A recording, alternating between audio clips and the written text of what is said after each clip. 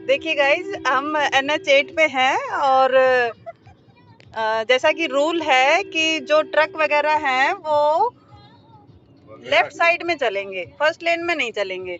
लेकिन देखिए, आप देखिए, हम थर्ड लेन में चल रहे हैं और जो भी ट्रक्स हैं वो सारे फर्स्ट लाइन में चल रहे हैं, अपनी साइड में कोई नहीं चल रहा है। देखिए किस प्रकार से पुलिस सोई हुई है और गवर्नमेंट सोई हुई है ना। गाड़ी वालों को, जो भी कार वाले हैं, उनको साइड दी जाती है ना।